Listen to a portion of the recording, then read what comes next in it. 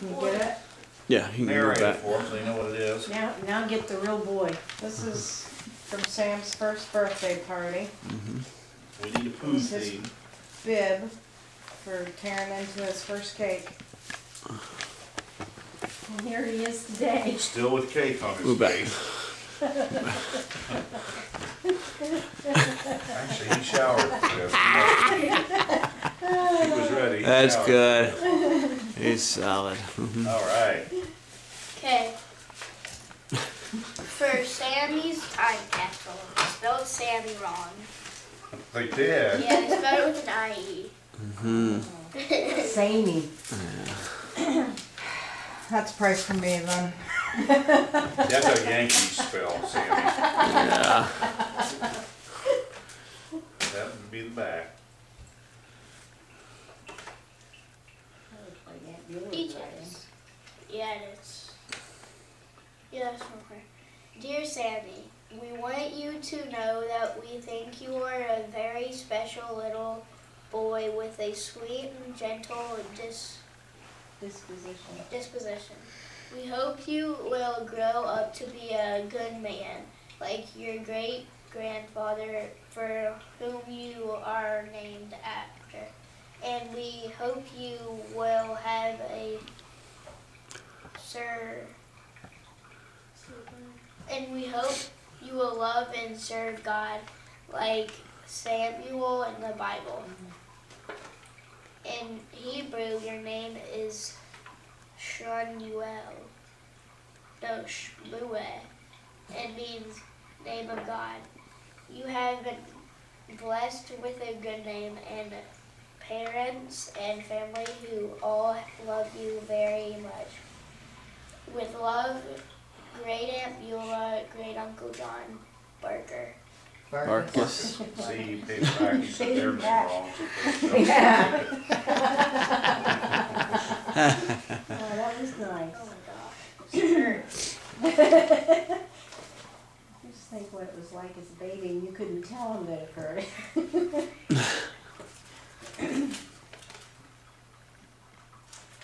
Who wrote this? Charlie, It's a big one. Yeah. you remember what you wrote? Kinda, I mean, I don't remember what it said. It was From you. for me. Yeah. 3 pages from Well, I knew you'd be able to read by now. No, I'll read it out loud. I'm not afraid.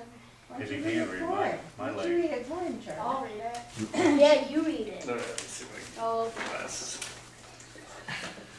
So it's dear Sammy Mack, so you're 1 year old today. Happy birthday. Wait, Sam. You have been such a joy to Nanny and I, and also the whole family. We all love you so much. I've heard a lot of stories about how you got your name, and you will see that everyone wanted you as soon as we heard your mommy was pregnant. And we all felt like it was ours, so we all wanted to name you. I'm not sure how true these stories are, but for your sake, I thought I should write them down and be worth repeating. One story was that your dad was a big, huge sports fan. And in the 1998 baseball season, 2 players, Sammy Sosa and Mark McGwire, each broke the home run record in a year that had stood for over 30 years. It was an exciting race in which McGwire, or Mac as he was called, won by hitting 70 home runs in a season.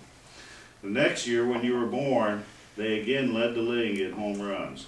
So surely a lot of people thought that your dad must have named you after Sammy and Mac. But this is just not true. Your dad was so excited about having you, he could not think of anything else.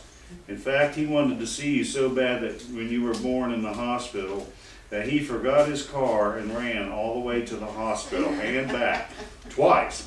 Now that's a proud papa. And he did Did run. you really? Yeah, he ran every time he visited. I was Oh, at the hospital. He did. I was there for 2 or 3 days, so. Yeah, You guys but live right not down the because he road. forgot his car, Well, because he wanted to no. run. Okay. That makes for a better story. Another story was that your sister Julia, who was a very little girl when you were born, became really hungry right before you were born. Now, because she was little and she did not talk very well, she used to say Sammy instead of saying sandwich. Also, because she liked McDonald's restaurant like all little kids, she always wanted to go to Mac's, as she called it. So being very hungry, she was crying to your mommy, who was about to have a baby, you, "I want Sammy Mac," meaning she wanted to go to McDonald's for a sandwich. So in between breathing really hard and squeezing your dad's head, she was screaming, "Sammy Mac, Sammy Mac." Another story was that your brother Joshua wanted to name you Buford. But your brother Nick wanted to name you Eugene Rufus. Both of them wanted to be your favorite big brother, but alas, they could not agree on a name, and a big fight and argument broke out between them. And even still to this day, they still fight and argue because they loved you so much and wanted to be your favorite and wanted you to like them the best. In fact, if you stop reading this right now and listen, you can probably still hear them fighting for your attention. Stop, Nick. Yeah, make me. Wiener. Duh. Get off me. Dirty burger. Oh yeah, what are you? Mom! It wasn't me. There was also the story of your mom sitting in the movie theater, crying, watching one of her favorite movies. Just as Humphrey Bogart said, "Play it again, Sam," out of nowhere, some jogger in blue silk shorts, and as your mom tells it, a really good-looking pair of legs, came running down the aisle. He was wearing his headphones and singing out loud, "Mac the Knife." Just then, the jogger tripped over a kernel of popcorn in between Sam playing it again, and Mac Tonight, and I hear a pretty good-looking set of legs. He fell right into your mommy's lap. Then they both fell for each other and rolled all the way down the aisle, clear to the front, and that's how you were born. That's the way babies were made last century. When we asked your dad why he was running in a theater, he said he had forgotten his car. Of course, the other story is that someone suggested naming you after your your grandfathers. Now, I admit I thought Charles Nello John Herringhouse had quite a ring to it, but I suggested naming you after Alicia and David's grandfathers, Sammy and Mac.